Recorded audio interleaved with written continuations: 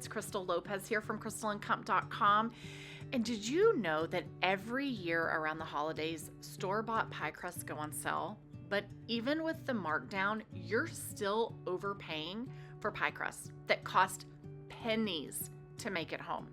And once you taste a homemade pie crust, you will never go back. I promise you.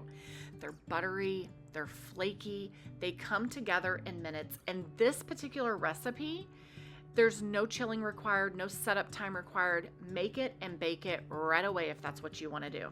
So to make this pie crust, I am doubling the recipe. So for my version of it, to double it, I'm using 2 cups of all-purpose flour. I'm using 12 tablespoons of cold butter, and I'm using 8 tablespoons of ice cold water, okay? If you're going to make just one pie crust, you're going to half that. So a cup of flour, 6 tablespoons of cold butter, and 4 tablespoons of ice cold water. So I've got my flour in here. I buy my flour in 25-pound bags at Sam's, which is the most affordable way to buy it. And it allows me to make as many things from scratch as possible so that I can save money. My goal this year has been to feed my family. We are a large blended family. We still have 5 kids at home, ranging in age from 19 down to 9, plus myself and my husband. And I feed our family for $100 per person per month. That's $700 a month. And I'm doing it by making as many things from scratch and budget friendly as possible. So we've taken our flour and our butter and we've used a pastry blender to mush them together. I've had that pastry blender. It's Pampered Chef. I've probably had it for 25 years. I've had it forever. It's that thing that gets stuck in the drawer. It's bent. Somebody has like slammed the drawer to try to get it closed and that was caught and it's bent the little fins, but it's okay. Now we keep it in a cabinet. It still works just fine. We use it to combine the butter and the flour together. And then after we use that blender a little bit, then we add in our ice cold water. You can actually remove the ice cubes if you want from your measuring cup to make it easier to add the water. But you're not gonna put any ice in your pie crust mix here. It's just the water.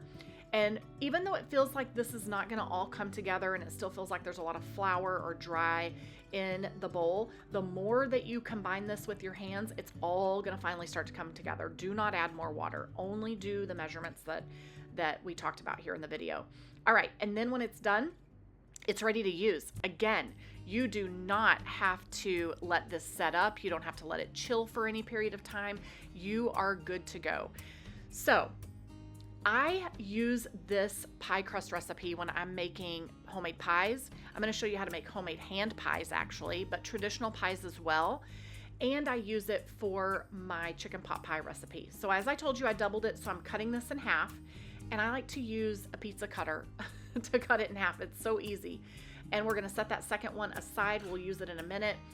The first one, we're just going to get it into a ball and then we're going to start rolling it with our rolling pin. We want to have a little bit of flour down on our board or on our countertop. You can do this right on your countertop, whichever you want to do. And you're just going to start rolling it. Now, some of you guys are going to be way better at making a perfect circle for your pie crust, but some of us are not perfect at it, and that's okay. You do not have to be perfect with this. From scratch doesn't have to be complicated and it doesn't have to be perfect, okay? So I'm getting this the best that I can get it. You see here that it's round enough for me, and I'm actually going to put it down in my pie pan and call it a day. So when I use this for chicken pot pie, I make 2 pie crusts because one goes on the bottom and then I put my filling in and then the other one goes on top.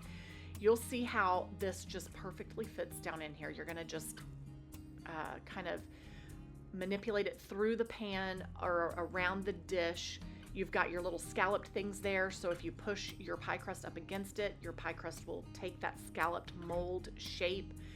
You see that one side doesn't totally go all the way up to the top. That's okay. Again, this does not have to be perfect, but it is going to taste absolutely delicious and it's going to be better than anything that you buy from the store.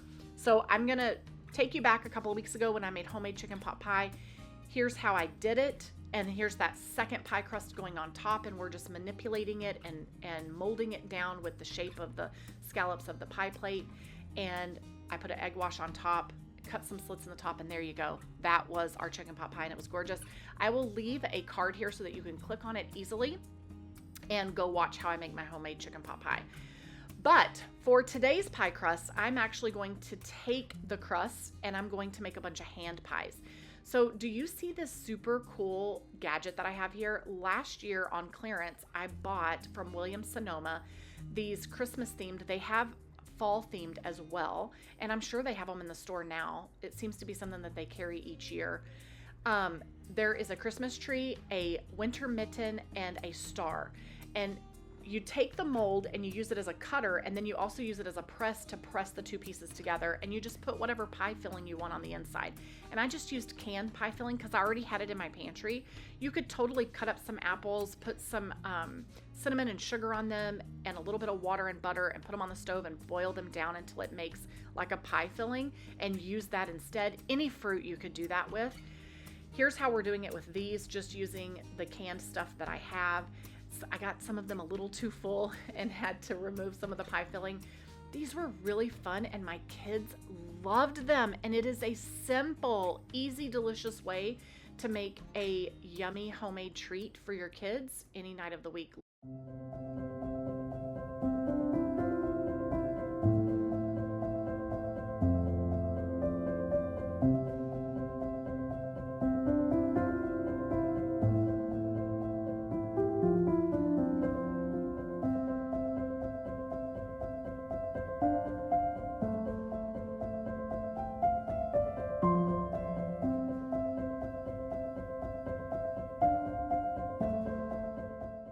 Remember guys, this doesn't have to be perfect. Your kids are gonna love it, and it's absolutely delicious. We topped these with a little bit of powdered sugar, but you could also take the powdered sugar and add a little milk and make a glaze that you pour on top. Make memories, guys, and it doesn't have to be expensive. You can totally do this on a budget, and your kids are gonna love it. Your whole family's gonna love it. All right, guys, thank you so much for hanging out with us.